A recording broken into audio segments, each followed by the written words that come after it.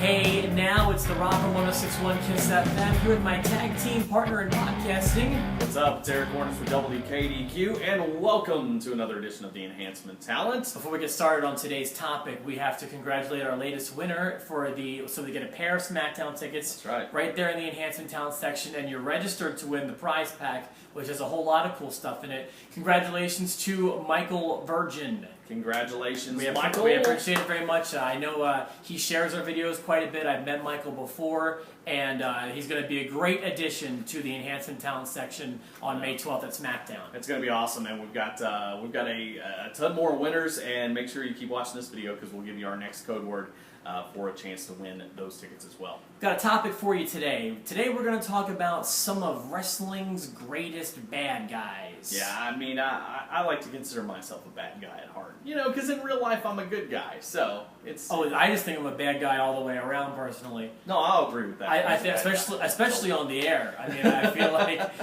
like there's not a bigger heel on the radio in Evansville than me, and I take pride in that.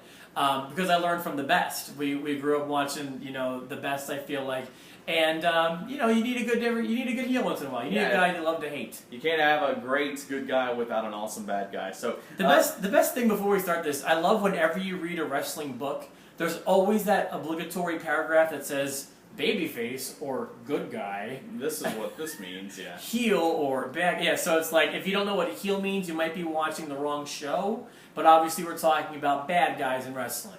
Yeah, and I think it's weird because you'll still hear some old timers say, "Oh, I hate when people, use our lingo." Yet they're on a, like a shoot interview talking about it. So yeah, as long as they're getting paid $25, they can do it. Yeah. So, but anyway, I think it's pretty much common lingo these days in the wrestling business. To at least heel is. So let's talk about it. You want to start off with somebody who you just think is one of the best heels of all time. Sure, one of the best, and I'll work up to one that I would call my favorite, but one of the best, the first name that comes to mind to me, and my history watching wrestling, I started watching wrestling in 1994, I'm a huge fan of the Attitude Era, and to me, the guy I loved, and even though most people hated him, I loved watching a 1999 Triple H.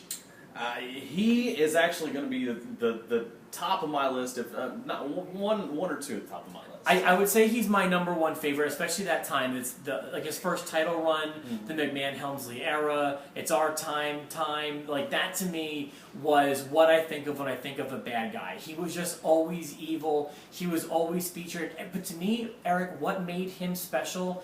Everything he did was cool. And you may remember when you first met me, I used to have a hat like he used to wear, and like that doesn't really fit my personality. I just thought he looked cool with that Iron Cross look and the motorcycle jacket, and to me, he was just the definition of cool. When I was 16, 15, I was always telling people that, down here, that kind of thing. It's because Triple H did it, and he made it look cool to me. Well, I'll tell you this. I'll go beyond 99 Triple H because I think Triple H, just his entire body of work, makes him one of the greatest heels of all time. Even his work now continues to make him one of the biggest heels of all time.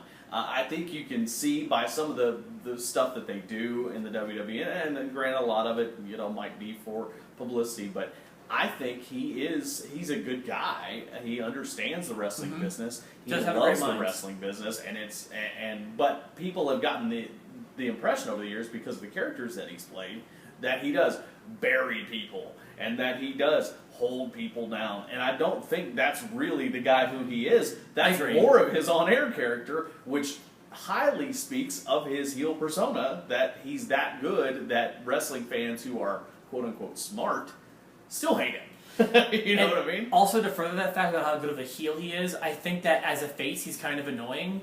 Like the latest DX runs, I find annoying. Now the first DX run to me was gold, but he was basically a heel that got loved, when everything was changing. But yet to me, he's a heel. Anything else is foolish. No, I agree. And even his big comeback in 2002, there was nothing different about that character. But the huge reception he got was respect. Yes. You know what I mean? And after that, it seems like people kind of lost that respect for him. But I think people can still respect it. I mean, look what he's doing in NXT. Look at that kind of stuff. But the character itself, the things that he says, the jabs he takes at the internet community, and guys like Daniel Bryan, when he really does have respect for those guys, Right, he's working. I mean, he is a great heel, and Yeah. and I'll go ahead and lump another one of my favorites in there, and it kind of goes hand in hand with Triple H, and that's Stephanie and Vince both. I mean, they, it's all kind of the same thing. I mean, when you portray those just evil bosses, I mean, Yeah. you just want to hate them. McMahon is a great choice. McMahon may be, one of the most deserved people of that award because it's, in my opinion, the most important storyline in WWF history was Austin versus McMahon. And he was the face of that. Him and Austin, he was such a great heel bad guy because he lived it. Yeah. It kind of started with Bret Screwed Bret back in, late 97 when he kind of started showing that side of his personality more on camera. But it got nailed out of the park when he was feuding with the everyman, Steve Austin. Yeah, and he just, the thing was that he could come out in the ring and he could just say a few words and just make you think, gosh, this guy is like, he's the boss that, everybody, I mean, it's been said time and time again, he's just like, you want to beat up your boss. It's, that's why everybody loves Stone Cold, because he was getting the chance to do what none of us get the chance to do. But there's just something about the Mr. McMahon character that just everybody assumes that's Vince McMahon, and that's the way he runs his company, Mm-hmm. and so again, everybody thinks he and Stephanie and Triple H, and just, I mean, it is that great character. Just makes you hate him. It probably builds to us the lore behind the scenes too. Like I remember watching an episode of Total Divas, and like they all shut up when they heard Vince McMahon was about to walk down the hallway. Right. I bet you if he was like the nice, friendly blue chipper on screen, that he might have been a bit more approachable. Here comes Mr. McMahon, Exactly. and it's like everyone be quiet. And I think that also, I mean, just it's been good and bad. And I've heard people talk about this recently, and I forget who it was that kind of. It might have been Dave Meltzer that said something about this that I kind of agreed with. They've almost done too good of a job showing that, look, the Office at the WWE is evil, and because now The world perception is that. well now the world perception of that, because you see, you know that the Office is pushing guys like Roman Reigns, and people rebel against that because they're like, no, that's what you want us to like, but we don't like you because you're heels. The entire Office is a heel. We want who we want, you know what I mean? And that kind of has hurt business in a way. And I actually thought that was a unique perspective on things. Like they've almost done too good of a job with that. That makes sense. I think we'd be foolish not to mention Ric Flair. Yeah, and you know what? While I love Ric Flair and he's one of my favorites, I think Ric Flair is actually one of those guys that, while he is a good heel, you want to like him. And that doesn't always make the greatest heel. I mean, there were times when he's, I guess in the early days when you're talking Carolinas and Georgias, when they're appealing to the working class before wrestling was kind of global and appealed to everybody. I think there was a few people that were like, I hate these rich guys and whatever, and there is still a crop of people that do. But after a while, I was like, no, you know what? I just want to be him. So Yeah. To me, one of his highlights as a heel was watching him. I want to say it was before their Chicago match when he dressed down Ricky Steamboat, put the missus to the dishes, and be living the life with me when he had all the models on his arm. And I think he went down to his underwear in that promo. And I mean, it was the people who wanted to see Steamboat and his family values were booing him out of the building and were rooting for him to get his butt kicked. And that's what a good heel does. They make you want to see them get their butts kicked. Yeah.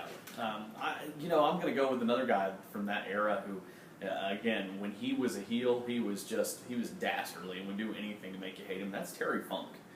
Oh yeah, a great heel. And on the same vein, Roddy Piper, the same kind of guy who, the classic heel, to where it's like, oh, you're cheering for me? Well, guess what? I'm going to gouge this guy's eye out with a piece of wood. You know what I mean? Yeah. It's like it just, they wouldn't stand for somebody even trying to cheer them. Where the Ric Flairs of the world, he'd embrace it a little bit. I was going to say, actually, if you're going to watch Terry Funk, watch him in that empty arena match. If you want to see him be a heel, Lawler. Oh my God, absolutely, yeah. you watch that.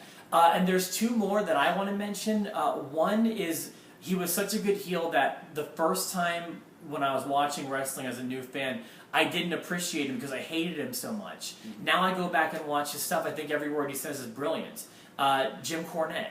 Yeah. I hated him when I was just starting to watch wrestling. He managed all the teams I couldn't stand. He had that stupid tennis racket. He talked like a weirdo. But now I watch it back, and it's like, I didn't get it at the time, but he was a genius at work. Totally, and it's no, secret that I actually do a little bit of this from time to time, and I draw from Jim Cornette big time. I draw from Bobby Heenan big time. I even draw from people like even the JBL character, like the rich JBL character, or like Ted DiBiase. I mean, those are the guys that I drew my inspiration from. If I get rolling on fire on the air, I start channeling Paul Heyman. Oh my gosh! So I know what you're talking about. There's another heel that can do it. I mean, he can change your mind in a second by just saying one little phrase.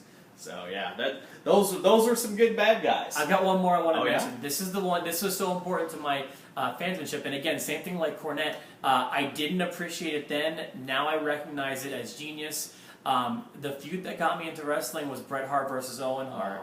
And as much as I loved Bret, it needs to be said, I hated Owen. Oh yeah, that's a great one. It didn't matter who Owen was wrestling. I wanted to see him lose. And now I realize why that was, is because he was good at what he did. He was the whiny little brother. He was the little brat who always, was trying to get his way, living in the shadow, and he nailed it. So to me, he's my favorite. If I had to give a gold medal, I'd give it to Triple H. But if I had to pick a favorite, I would give it to Owen Hart. Yeah, 94 Owen Hart was so hateable. That's great. Yeah, and choice. so that's my choice. So there you go. Awesome. So we need to give him a code word, don't we? Yeah, here you go, and I think this is pretty obvious. Let's do it. Heel will be what you need to put in. Again, if you're watching this on YouTube, just look for the link below, and that'll take you to the site you need to go to. If you're watching this on one of our radio station websites, just go below the video and enter that word for your chance to win 2 tickets to WWE SmackDown on May 12th, and a chance to be a grand prize winner for front row tickets and a lot of other cool stuff. Yeah, so check it out, subscribe to our videos, and of course we'll be back on Thursday with another edition of The Enhancement Talent.